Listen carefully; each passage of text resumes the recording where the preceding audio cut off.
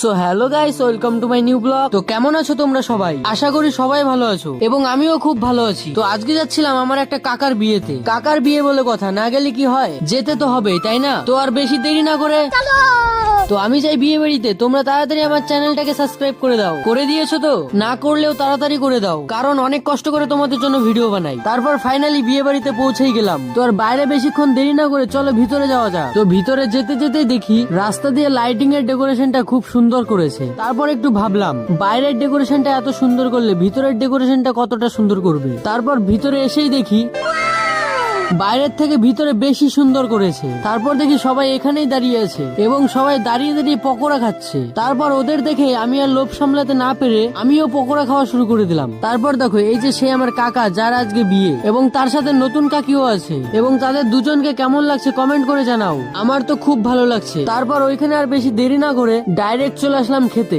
কারণ অনেক রাত হয়ে গেছিল, বাড়ি যেতে হবে। তারপর তাড়াতাড়ি খাওয়া দাওয়া কমপ্লিট করার পর সবাই মিলে রওনা দিয়ে দিলাম বাড়ির উদ্দেশ্যে। তো আজকের মতো এই পর্যন্ত, দেখা হচ্ছে পরের ভিডিওতে। তার আগে আমার চ্যানেলটাকে সাবস্ক্রাইব করে দাও। টাটা।